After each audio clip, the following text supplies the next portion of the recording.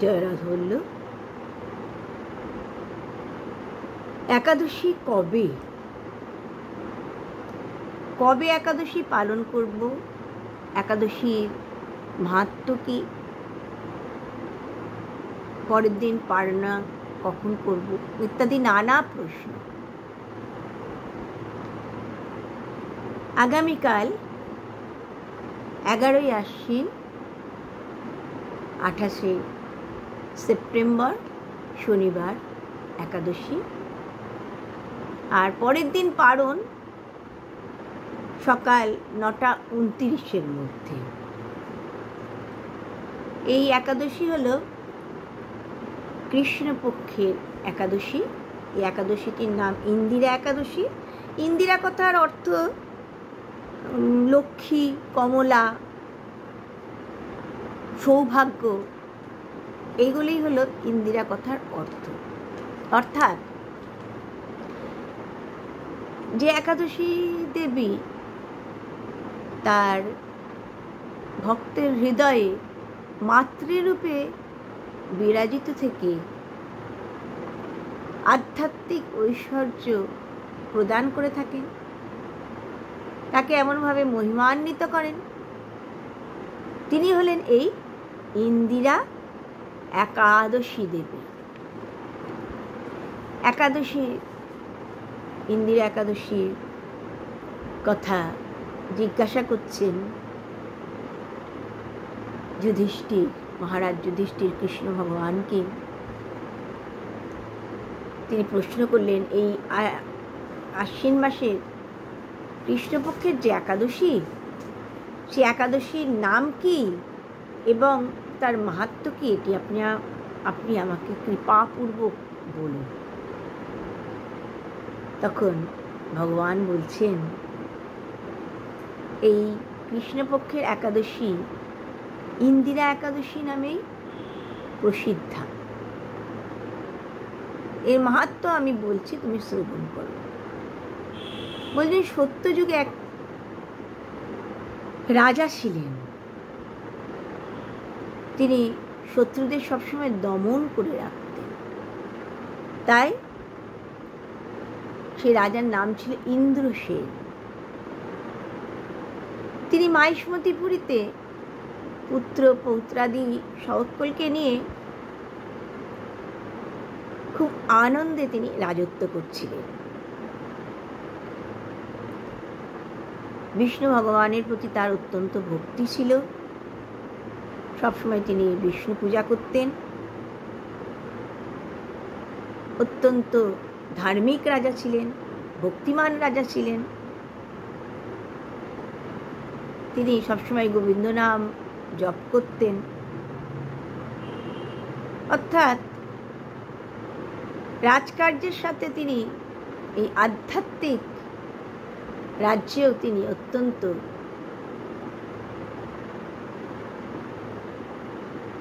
উৎকৃষ্ট জীবনযাপন করতেন। আধ্যাত্মিক ভাব সম্পন্ন তিনি ছিলেন। এমনভাবে তিনি গোবিন্দ সেবার মধ্যে দিয়েই তিনি তার দিনকে অতিবাহিত করতেন। একদিন রাজা রাজসভায় বসে আছেন, এমন সময় দেবর্ষিপাদ নারদ আকাশপথে সেখানে এসে উপস্থিত হলেন। নারদ মুনিকে দেখে তো রাজা হাত জোর করেছেন, উঠে দাঁড়িয়েছেন, তাকে দণ্ডবত প্রণাম নিবেদন করেছেন। তারপর হাত জোর করে নারদ মুনিকে তিনি বসার জন্যে অনুরোধ জানাচ্ছেন। মুনিবর বসার পরে রাজা পাদ্য অর্ঘ্য দিয়ে তার ষোড়শোপচারে পূজা করছেন।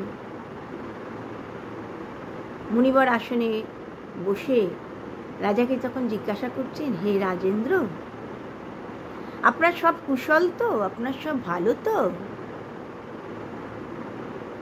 আপনার কোনো অসুবিধা নেই তো, আপনি বিষ্ণু ভক্তিতে তৎপর আছেন তো? দেবর্ষি নারদের এই কথা শুনে রাজা বললেন, হ্যাঁ মুনিবর, আপনার কৃপায় আমার সব কিছুই কুশল। আর আজকে আপনার দর্শন লাভ করতে পেরেছি, তাই আমি কৃতার্থ।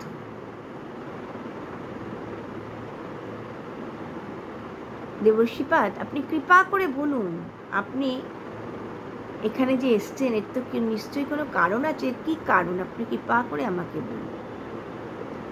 রাজা যখন এমন করে জিজ্ঞাসা করছেন তখন নারদজি বললেন, হে রাজা,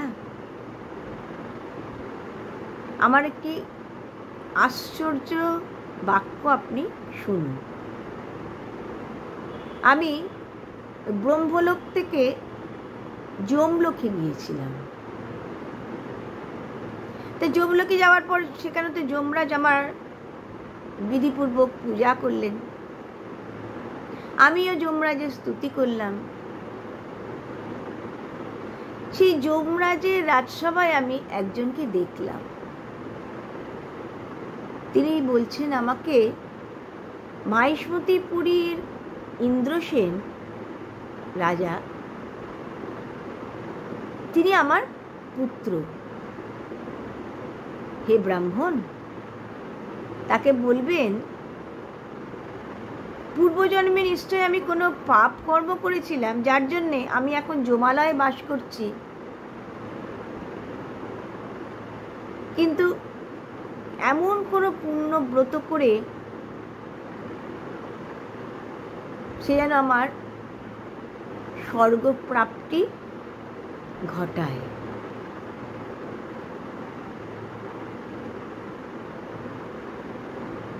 এই কথা গিয়ে তাকে বলবে।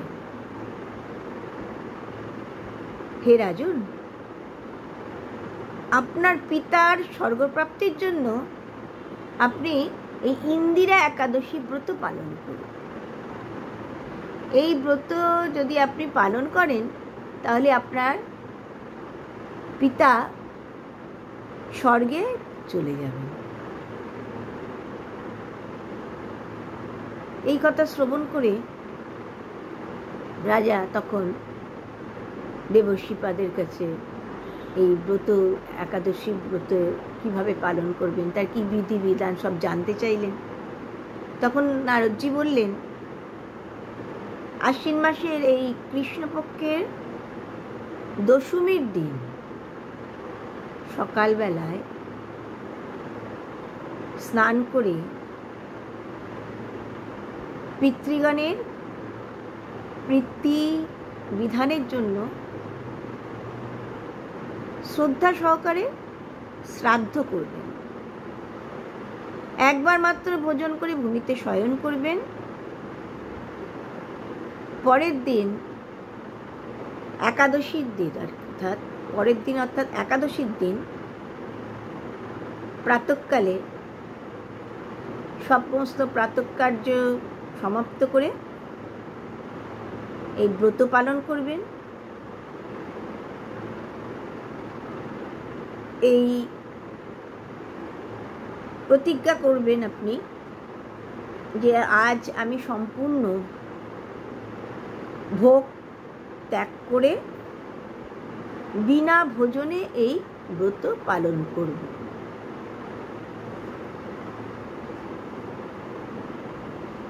হে পুণ্ডরীকাক্ষ, আমি আপনার শরণ নিচ্ছি।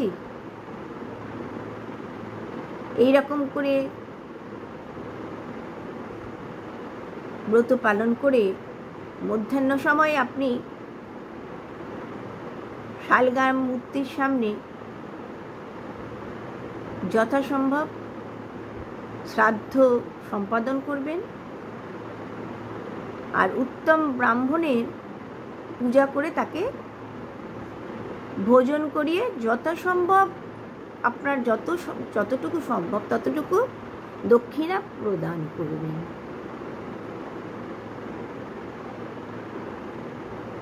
পিতৃগণের শ্রাদ্ধের শেষে যে শ্রাদ্ধান্ন থাকবে তা সুন্দরভাবে গরুকে খাওয়াবে।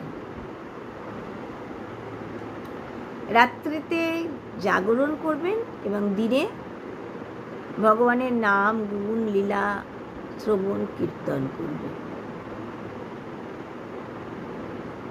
এমনভাবে একাদশীর দিন পালন করার পরে দ্বাদশীর প্রাতে স্নান করে শ্রীহরির পূজা করে উত্তম ব্রাহ্মণকে ভোজন করাবেন। নিজেও মৌন হয়ে প্রসাদ সেবা করবেন। রাজা দেবর্ষিপাদের আদেশ অনুসারে ব্রত পালন করলেন। ব্রতের ফলে আকাশ থেকে পুষ্পবৃষ্টি হল। পিতৃদেবগণ গরুর পৃষ্ঠে বিষ্ণুলোক গমন করলেন, আর রাজা ইন্দ্রসেন ও ব্রহ্মলোক প্রাপ্ত হলেন।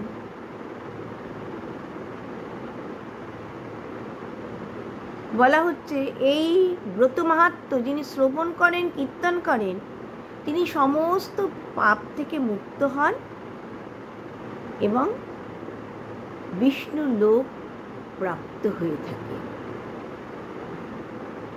ইন্দিরা একাদশী ব্রত মাহাত্ম্য এমনভাবে বর্ণনা করা হয়েছে। তাই প্রত্যেকেরই উচিত প্রতি একাদশীতে যেমন করে হরিনাম সংকীর্তন, স্তব প্রার্থনা কীর্তন, অধিক সংখ্যায় জপ ইত্যাদি বিধিমতো যতটা সম্ভব ভগবানের নাম কীর্তন করা, অর্থাৎ ভগবত ধ্যানে থাকা, প্রতিটি একাদশীতেই এটা করা কর্তব্য। প্রতিটি একাদশী কেন বলবো, প্রতিদিনই যদি এমনভাবে থাকা যায় তাহলে জীবনের সার্থকতা। রাধাবল্লভের চরণে প্রার্থনা, গৌর চরণে প্রার্থনা, নিতাই চরণে প্রার্থনা, গুরুদেবের চরণে প্রার্থনা যেন আমাদের জীবনটি এমনই হয়ে ওঠে। তার নাম গান, শ্রবণ কীর্তন, স্মরণ, এর মধ্যে দিয়ে যেন আমরা জীবনের প্রতিটা দিন অতিবাহিত করতে পারি। হরে কৃষ্ণ কৃষ্ণ কৃষ্ণ হরে হরে, হরে রাম রাম রাম হরে হরে, হরে কৃষ্ণ কৃষ্ণ কৃষ্ণ হরে হরে, হরে রাম রাম রাম হরে হরে, হরে কৃষ্ণ কৃষ্ণ কৃষ্ণ হরে হরে, হরে রাম রাম রাম হরে হরে।